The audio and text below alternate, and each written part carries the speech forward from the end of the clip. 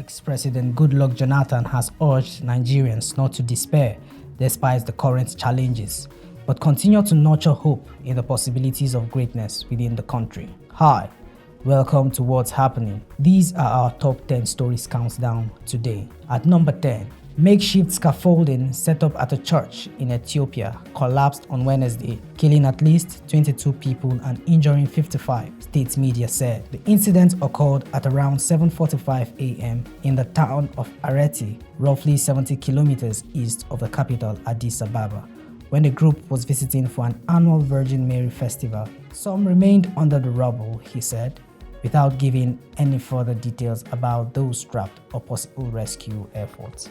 At number 9, the South African Football Association has apologized to their countrymen over the administrative lapse that could jeopardize their chances of qualifying for the 2026 World Cup in the United States of America, Canada, and Mexico, while the country's sport minister, Gayton McKenzie, has proved the body for their incompetence. South Africa were hit with a 3-point deduction by FIFA on Monday, 6 months after they fielded an ineligible player, Teboho Mokoena, during a Group C qualification match against Lesotho.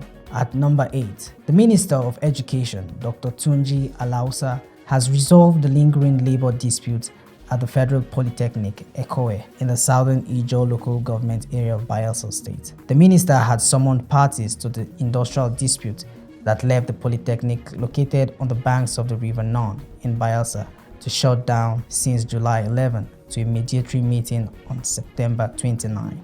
At number 7, the federal government on Wednesday said that the industrial dispute between the Petroleum and Gas Senior Staff Association, PENGASSAN, and the management of the Dangote Petroleum Refinery has been resolved. This was contained in a communique signed by the Minister of Labor and Employment, Mohammed Dingyadi.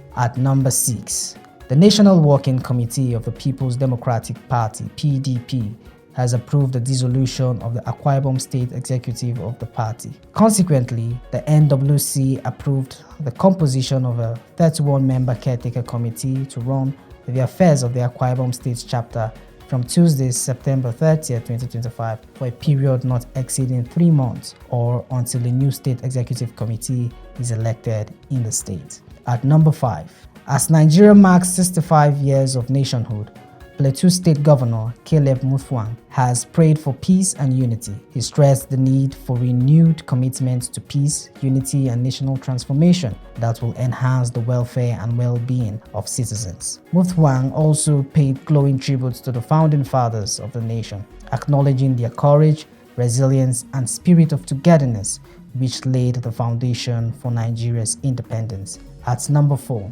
troops of 6th Brigade Nigerian Army Sector 3 Operation Real Stroke have arrested 2 fake policemen at Takum Junction located in the Wukari local government area of Taraba State. Acting on credible intelligence, troops alongside the National Drug Law Enforcement Agency NDLEA operatives intercepted the suspects, who were dressed in mobile police uniforms and found with 2 Toyota Hilux vehicles loaded with substances suspected to be cannabis sativa. At number 3, the Director General of the National Agency for the Prohibition of Trafficking in Persons, Binta Bello, said the agency has arrested 5 suspected traffickers and rescued 24 victims of human trafficking.